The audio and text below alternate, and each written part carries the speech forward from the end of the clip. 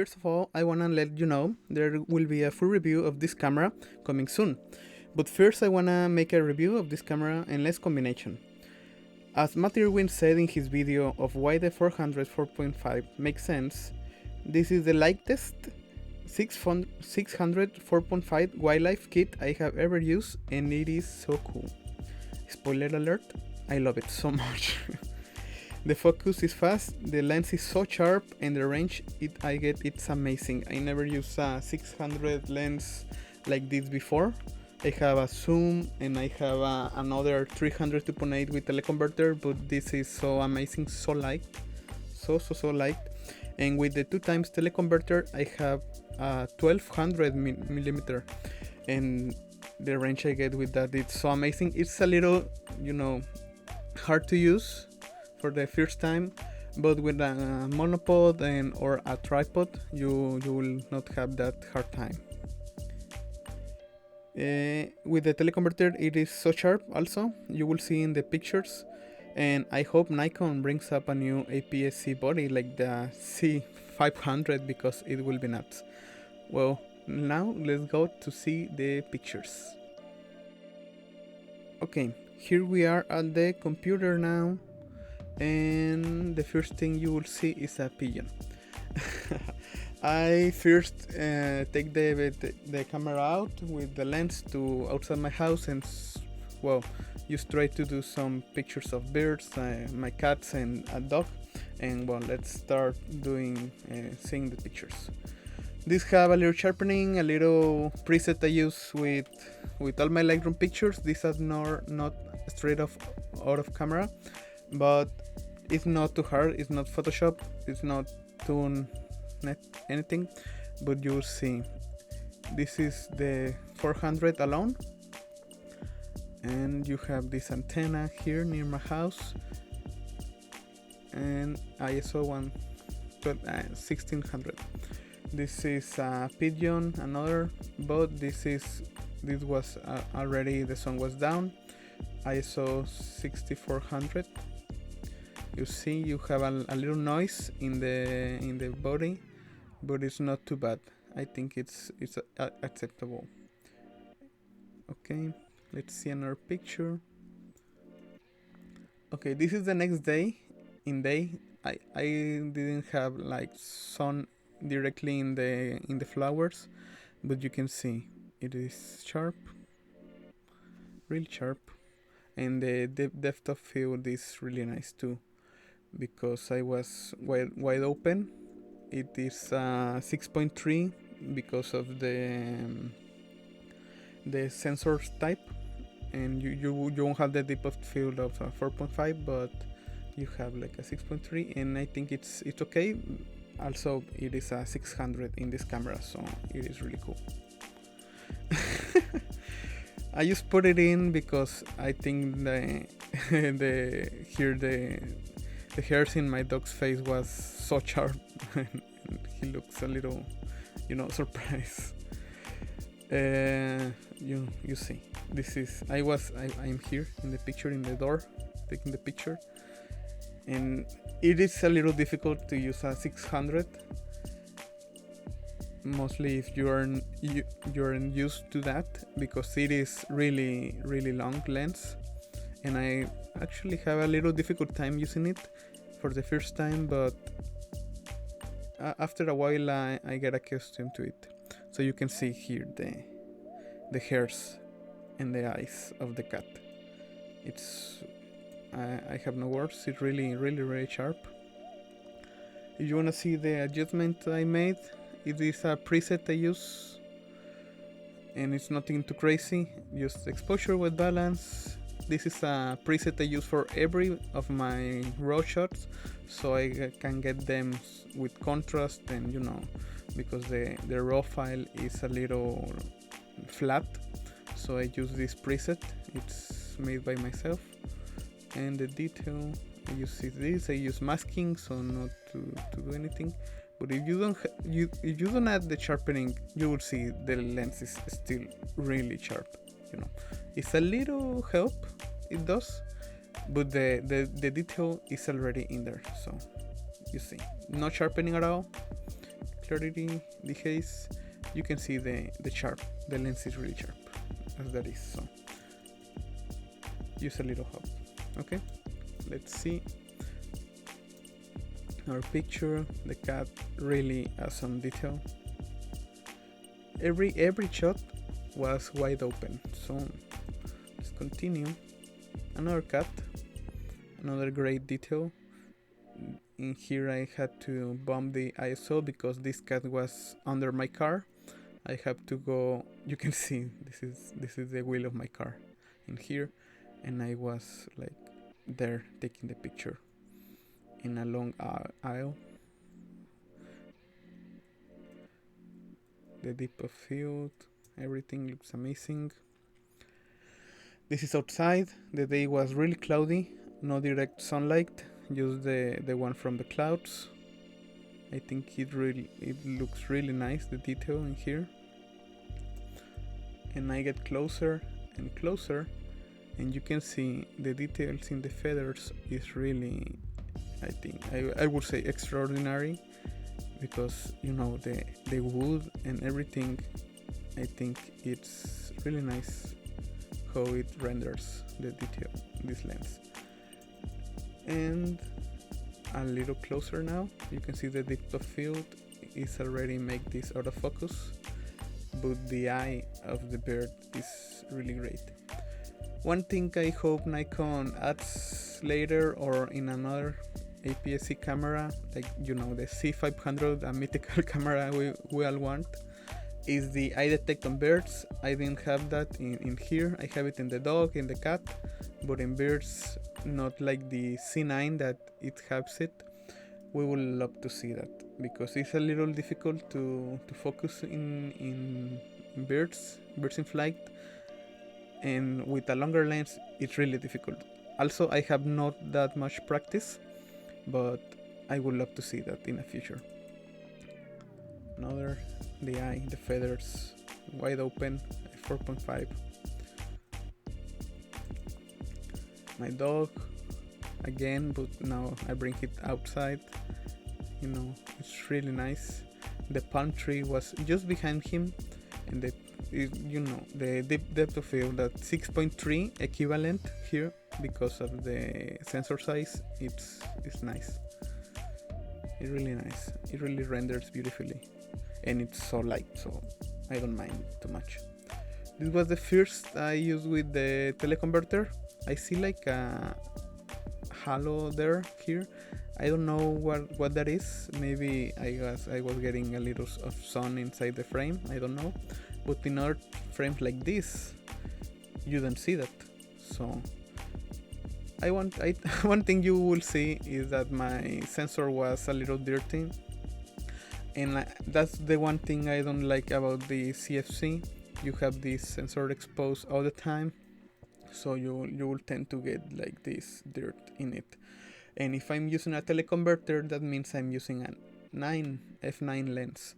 So actually this is a 1200 f9 lens, and well, you see the detail in here. It's so freaking amazing. I love it so much, so much, and I can bring even more detail with like Luminar, Photoshop, color effects, or Topaz. So this is really amazing. I am an ISO 1600, and you don't see that. You don't see the noise. You don't see it anywhere. All you see is the sensor dirt, but the picture quality is really amazing. I love it so much. Again, this is a really difficult lens to use because I was trying to get the full bird in the frame, but when I was shooting the 10 frames per second burst, and it moves so much, you know, it's really difficult. I was handheld, but I think with a monopod it will get a little better. Here's a little test between the teleconverter and with no teleconverter, so I will put these two in compare mode. So this is the one without the teleconverter, and this is with the teleconverter. I tried to make the same shot. So you will see, obviously, there is a lot more detail in here, but I think there is not too bad in here. And much as I make a 200 crop in the right, you will see, I think it's better here with 100% than here with 200%. So I think the teleconverter just adds a lot to the lens, and it makes it a lot better. I have on back order a TC 1.4, so when I get it, I maybe put some comparisons too. I was so far here, take this bird. I was on the other side of the street, and this is on top of my 2 floors house, so you can get an idea how far I was. This is so amazing. And all the dirt, it's so bad. I need to do that. An antenna on a house far away too. You can see the detail in here in the bird. You have to use pinpoint focus to take the head. You can see the movement here. I use 2500 speed to freeze the action with the teleconverter too. You can see sharp. This was a little move out of focus, I think, but you know, they were like fighting. I don't know. Another. And I like this too much again. Look at the sharp. He was angry. Okay, here is with the teleconverter. I will show you both pictures of the flowers. Okay, compare. And here is with the teleconverter, and here is without the teleconverter. You can see the depth of field here is a little better because I think it's like f13 equivalent.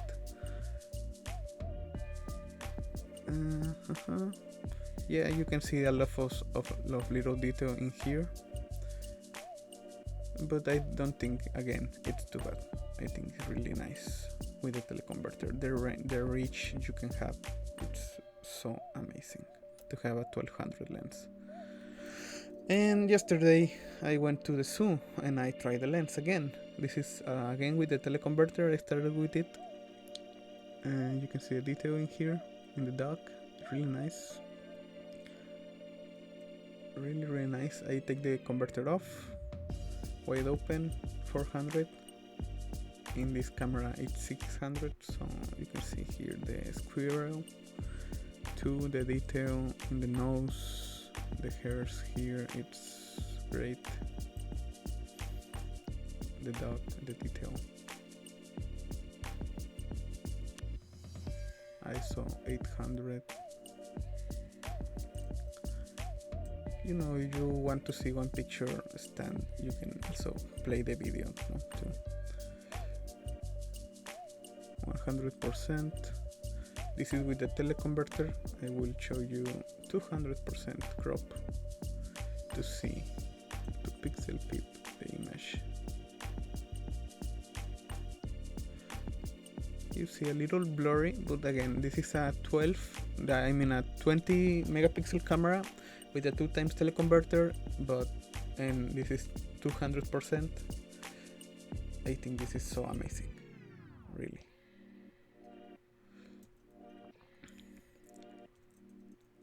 $600, it's so amazing. Great lens. All the detail in here, in the eyes, in the feathers, in the top.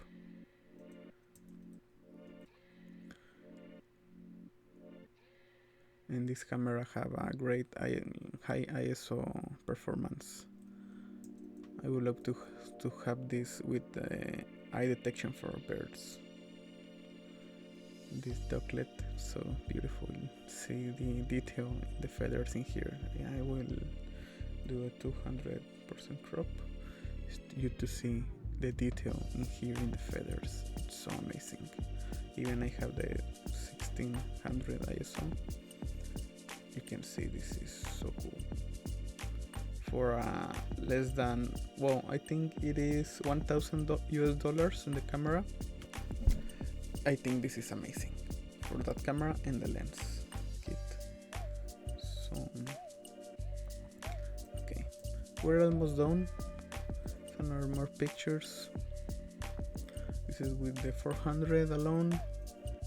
400 alone. This was a nice picture. I liked because he just went here, step down, make this face, and went again to the back. So I like this picture a lot. he looked so mad. He's the cat, you know. Looks amazing. I like this very much. Oh, the detail. I like it so much. Even I was shooting through a fence. This looks so nice, so sharp. Not too much, but I think the fence did a lot of quality. Again with the 2x teleconverter, he was really away. He was really far. Again, this teleconverter, you can see all the detail, the hairs in the eye, and everything. It's so cool. Really, you have a lot of reach with here. And he was so far. See, he was, I don't know, 50 meters away, 70 meters away. He was so far, and I can get this close. Maybe it's too far for a lot of people, I know. With the teleconverter, but without it, or with the 1.4, it will do amazing things. Look at the detail. 800 with the 2x teleconverter. This is so nice. So nice. I see everything. You know, I can get and see this picture for 10 minutes, and I always see something new. I think this is the mouth of an hippo, and it's so nice.